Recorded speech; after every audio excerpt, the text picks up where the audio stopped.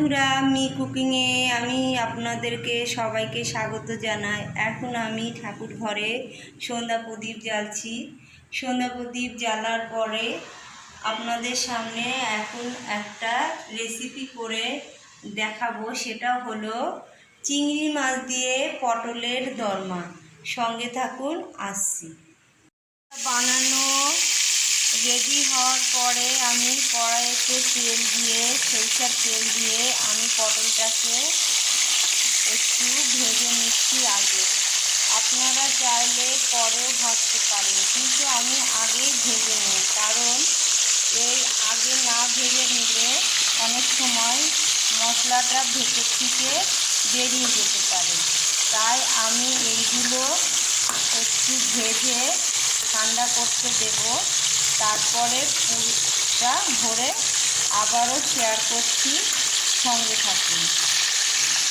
বন্ধুরা, আমি সন্ধ্যা প্রদীপ শেষ করে আবার ফিরে এসেছি পটলের দরমার রেসিপি নিয়ে।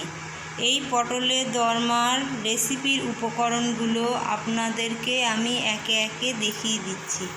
এখানে আছে নুন, হলুদ গুঁড়ো, চিনি, সাদা জিরে, শুকনো লঙ্কা ফাটিয়ে রেখেছি, লঙ্কার গুঁড়ো, তেজপাতা এবং গুঁড়ো গরম মশলা। তারপরে যে আমি পটলের গা একটু চিড়ে, পটলের গাটাকে একটু চেঁচে নিয়ে চামচের, এই যে চামচের পেছনটা দিয়ে এটাকে আমি পুরো এর ভেতর থেকে দানা বের করে রেখেছি। সবগুলোর দানা বের করে নিয়েছি। এবার একে একে সব পটল থেকে যে দানা বের করে রেখেছি সেই দানাগুলো আমি এখানে পোস্ত, সর্ষে, আদা, রসুন এবং একটু জিরে দিয়ে বেটে রেখেছি এক বাটি পেঁয়াজ কুচি। এখানে আছে চিংড়ি মাছ। আর লাস্টে যে আমি আবার গ্রেভি বানাবো, তার জন্য এখানে আছে ধনের জিরে, আদা ও দুটো কাঁচা লঙ্কা। এবার আমি কড়াইতে তেল গরম করে পুরটা বানানোর জন্যে সমস্ত কিছু দিয়ে দেব। এবার একে একে আপনারা সঙ্গে থাকুন, আসছি। এই পটলের পুর করার জন্যে কড়াইয়ে তেল গরম করে একে একে সব দিয়ে দিচ্ছি। প্রথমে দিয়ে দিচ্ছি পেঁয়াজ কুচানো, 1 কাপ মতো পেঁয়াজ কুচি।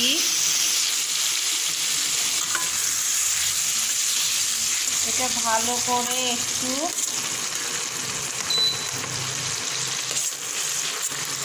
যেই ভাজা ভাজা হবে তখন একে একে সব আমি দিতে থাকবো।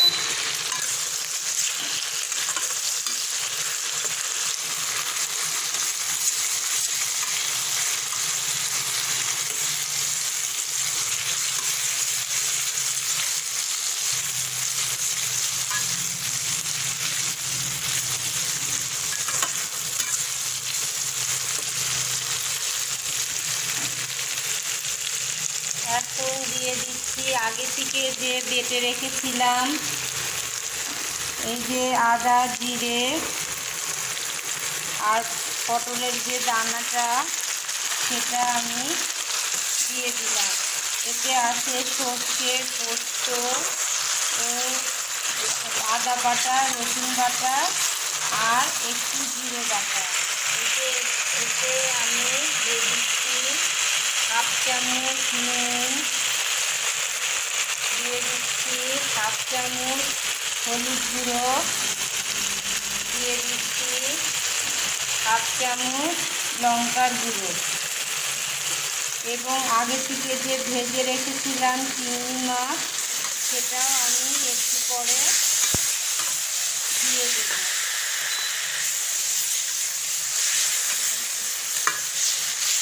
এটা মিনিট 5-এর জন্য একটু কষাতে হবে, যাতে কাঁচা গন্ধটা চলে যায়। এবার কাঁচা গন্ধটা যেই চলে যাবে আমি তখন এই চিংড়ি মাছটা দিয়ে আবার ফিরে আসছি। বন্ধুরা, আমি যে আগে থেকে পটলটা ভেজে রেখেছিলাম তার মধ্যে যে এবার পুরটা দেব, চিংড়ি মাছের পুরটা, এই যে আমি এইভাবে ভরে নিচ্ছি। এই পটলগুলোর সাইজটা অনেকটাই বড় বড়, তাই এতে 2-3টে চিংড়ি অনায়াসে ঢুকে যাবে।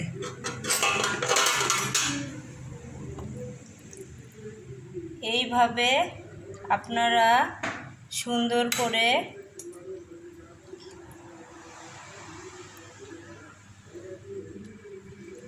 চেপে চেপে এভাবে মুখগুলো ঢুকিয়ে দেবেন। আমি এরকমভাবে সবগুলো একটা একটা করে দেখিয়ে দিচ্ছি।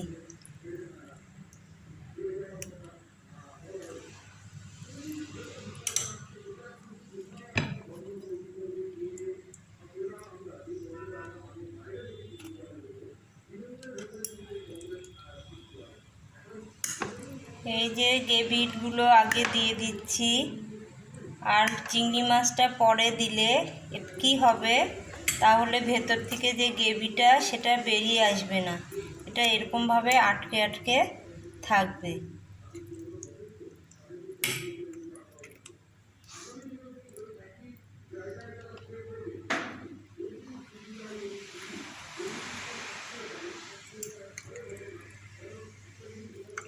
পরপর আমি সবগুলো এইভাবে সুন্দর করে তৈরি করে নিচ্ছি। নিয়ে এবার লাস্টে যে গ্রেভিটা করব তার জন্যে আবারও ফিরে আসছি, সঙ্গে থাকুন। আমার সবগুলো পটল একে একে পুর সব ভরা হয়ে গেছে এর মধ্যে। এখন আমি কড়াইতে তেল গরম করতে দিয়েছি, তেল গরমও হয়ে গেছে। এতে আমি একে একে দিয়ে দেব তেজপাতা, সাদা জিরে,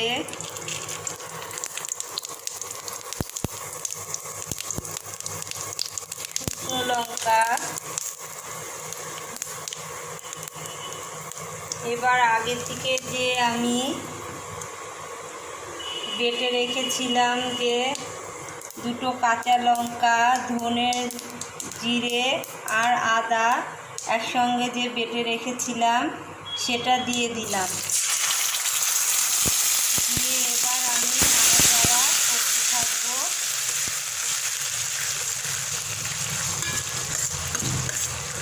একে একে একে একটু নুন, হলুদ গুঁড়ো, যেহেতু আমি এতে কাঁচা লঙ্কা দিয়েছিলাম তাই সামান্য একটু লঙ্কা গুঁড়ো দিচ্ছি, দিয়ে দিচ্ছি স্বাদ মতো চিনি, দিয়ে এটাকে আমি খুব ভালো করে কষিয়ে নেব। ভালো করে কষিয়ে নেওয়ার পর জল দিয়ে পটলটাকে আমি পুরো এর মধ্যে দিয়ে চাপা দিয়ে 10 মিনিট 10 পরে আবারও আসছি। বন্ধুরা, আপনারা সঙ্গে থাকুন। ফিরে এসেছি 10 মিনিট পরে। এই যে ঢাকনা খুলে আমি দেখিয়ে দিচ্ছি, আমার পটলের দরমাটা একদম কমপ্লিট হয়ে গেছে। এখন শুধু আমি একটু গুঁড়ো গরম মশলা দিয়ে নামিয়ে সার্ভ করে আপনাদেরকে দেখিয়ে দিচ্ছি।